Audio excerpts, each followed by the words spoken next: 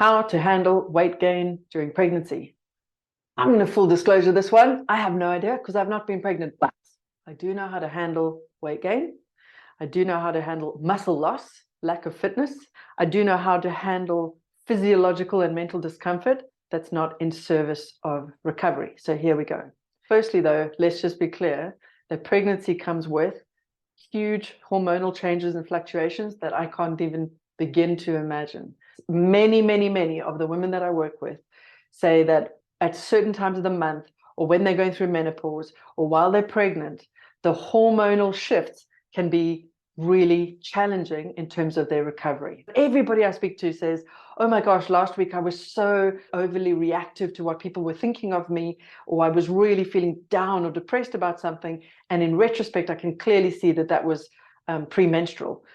So we know that hormonal fluctuations are having an impact on the way we translate the evidence of the world, or the sensitivity with which we're feeling. Okay, so I think as you go through pregnancy, what I want you to do and what I teach in my boot camp is skill zero. Let's just be open. Let's watch ourselves. So skill zero, for those of you who don't know, it's the ability to observe yourself in a kind of playful, almost like a researcher, just going, oh, this is interesting. I have no idea. Clean slate. Let's just watch thoughts, behaviors, reactions in a playful way so we can learn. Let's pretend we know nothing about this, and we're just going to see, how does this specific person react, and how does she go through the world, and is she thinking at certain times?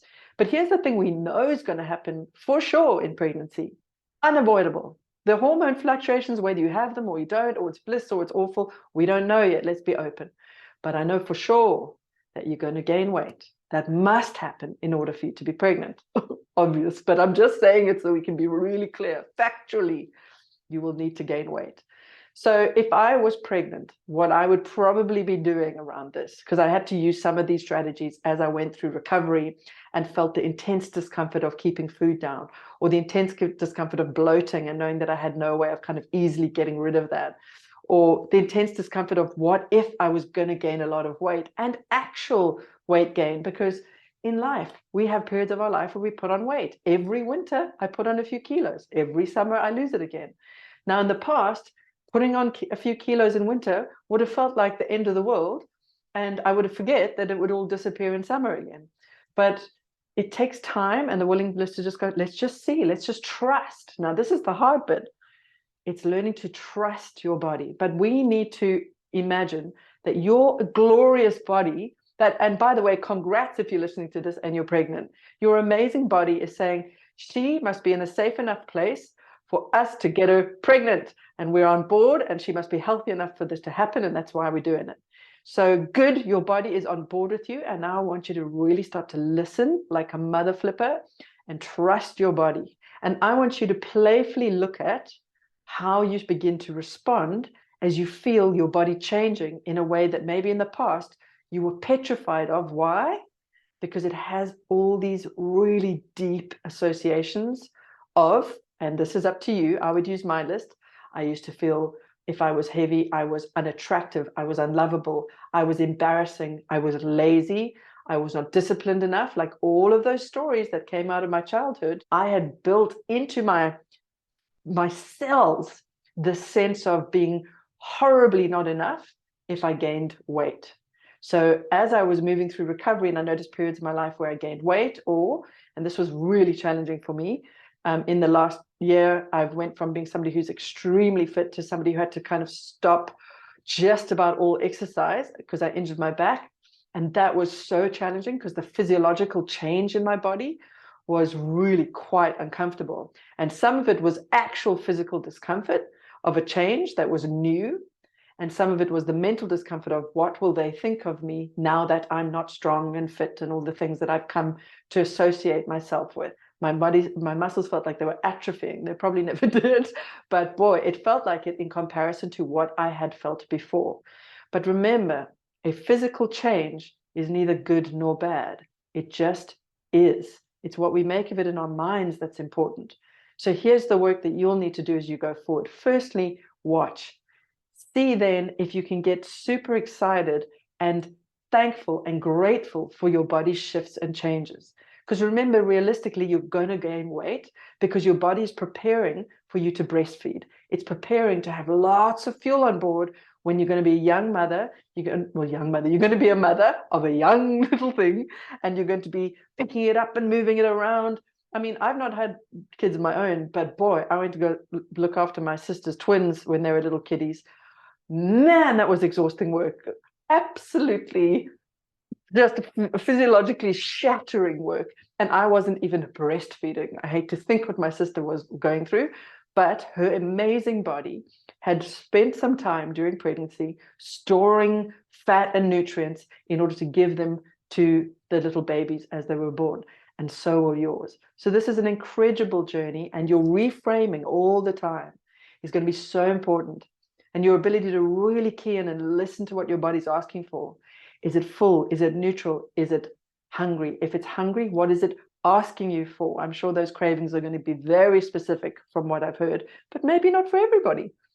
And then when you get good at listening to it and honoring that, I want you to really listen for that full signal.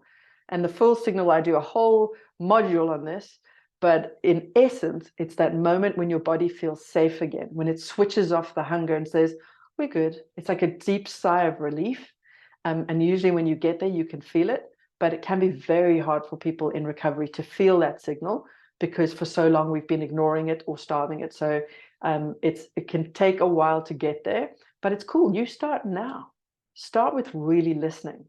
And the more mental reframing you can do about the weight, the more you can be, oh, this is practice for when I put on weight in the future. You're going to put on weight in winter. You might put on weight when you're older. You might put on weight because, like me, you were injured and your body shifted and changed. Who knows?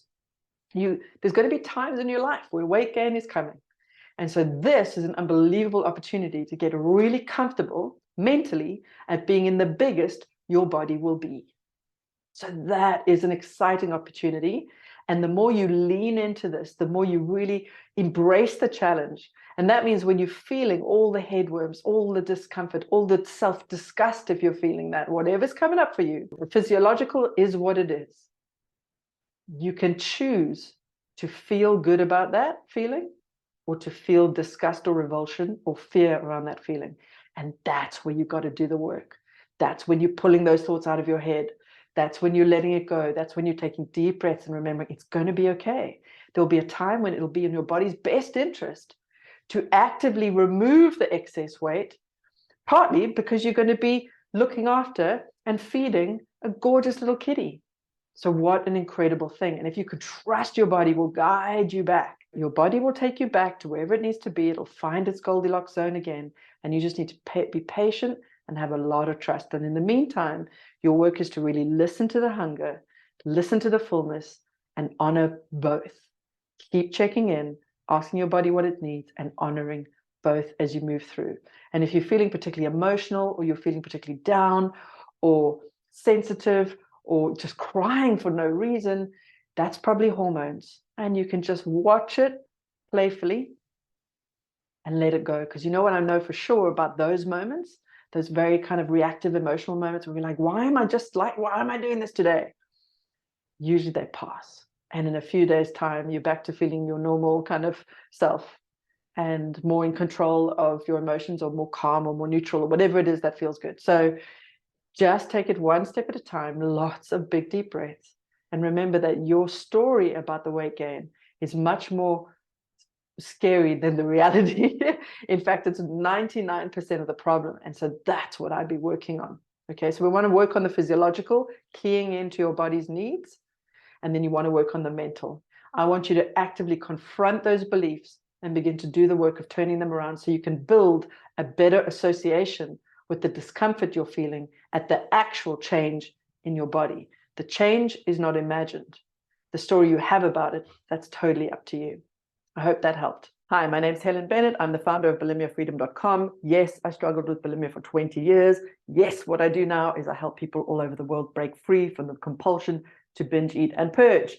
That's what this video is for. And to get there, you're going to need to take action. So I'm going to ask you to put in the comments below what action you're going to take as a result of listening to this video. And then you got to get out there and do the work.